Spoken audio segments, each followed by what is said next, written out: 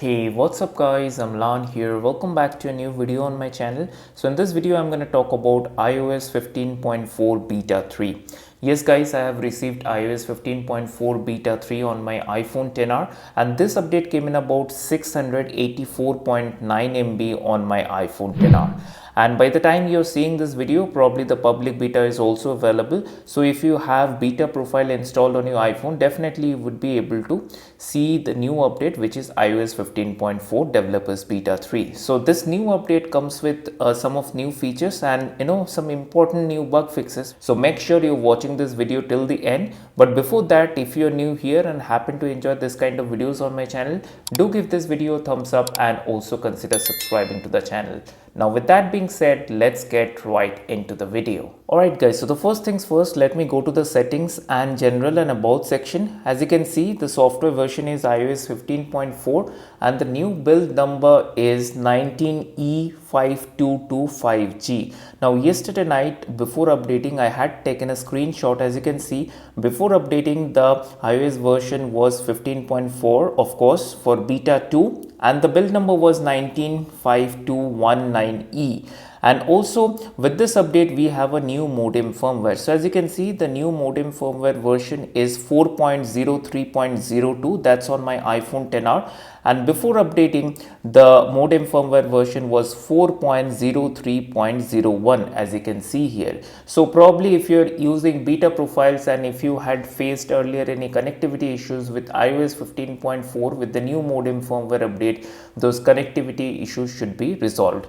Now since I have talked about the details about the update, now let me tell you how you can get the update. If you already have beta profile installed, then go to general and go to software updates. If you're not able to see the updates, then go to this automatic updates, turn this off and turn this back on. Make sure your phone is connected to Wi-Fi, then you should be able to see the update. Now let's talk about what's new with this update. So with this update, as from the screenshot we get to see that this update focuses on the security fixes and bug fixes.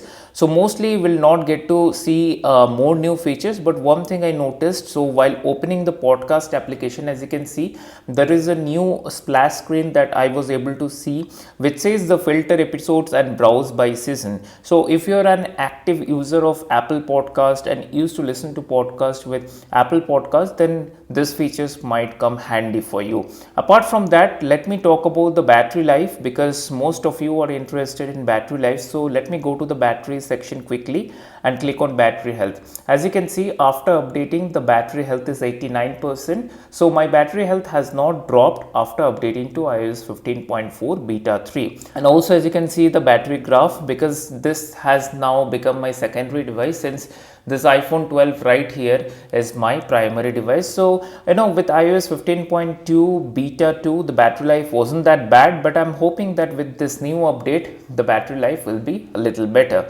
So that's all about the battery life. So also it might take a couple of days for me to let you know about the battery life. So that's all about the battery life. Now let me talk about one thing that I'm really happy about. So you might have seen my earlier videos that I have said specifically for my iPhone XR there's an iPhone storage bug issue, but once I yesterday updated to iOS 15.4 beta 3, that storage bug issue is completely resolved. Let me show you that. Let me click on general and iPhone storage. As you can see, as soon as I tap on iPhone storage, how quickly it loaded, and from the screen here, as you can see, it's 64 GB iPhone, and out of that 38.1 GB is actually used, and these are the applications that are consuming storage space on my iPhone. Now if we just scroll at the bottom of the page, as you can see, it also shows you the iOS and the system data. So as per the screen, as you can see, system data is taking 7.93 GB and iOS is taking 8.87 GB. So in my previous videos I have said that although I have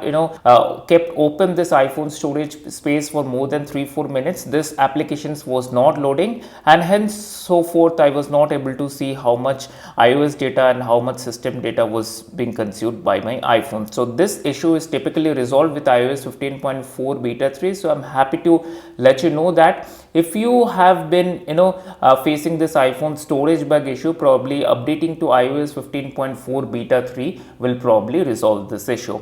Now apart from that, talking about the performance is really good. Performance has never been bad with iPhone XR, although it's like 3-4 years old iPhone that I am using at this point of recording this video. But also for your information, I have run the Geekbench 5 score. So today I ran it, but surprisingly the scores came a little bit low. As per my understanding, single core score came in about 750 and the multi-core score came in about 1987. That's, you can see that that's iPhone XR and with iOS 15.4 beta 3. But last week, while I updated my iPhone XR to iOS 15.4 beta 2, as you can see the benchmark which I ran on 9th of February, let me click on that. As you can see, the scores are relatively higher. Both the multi-core and the single cores are relatively higher. So I'm like really a little bit surprised to see this much of low score. Probably, I just ran the Geekbench 5 just after I updated my phone and the phone was restarted. So once you update your phone, it probably takes, half an hour, 1 hour or 2 hours to, process things at the background or back end, and the phone was still warm. So that time I ran the Geekbench 5. So probably that's the reason the scores came a little bit low than what I expected. But let me know if you have already updated to iOS 15.4 developers beta 3, what are the Geekbench 5 scores. So then again, that's all for this video. This was an update that iOS 15.4 developers or the public beta 3 is available. Now, if we talk about should you consider installing this update, I would definitely say if you are already a beta user and running iOS 15.4 beta 2, then definitely at least for the bug fixes you should definitely install iOS 15.4 beta 3. But if you are on stable series of updates, I don't generally recommend installing the beta profiles on your primary device, because the beta profiles of course contains a few bugs little here and there. So if you are having only one iPhone, that's your primary iPhone, then definitely I don't recommend you guys installing the beta profiles on your iPhone. So with that being said, that's it for this video. Let me know what feedback you have for me. Let me know how you like the video. If you have liked the video, give this video a thumbs up and also consider subscribing to the channel. Now with that being said, I will see you on my next video. Bye bye.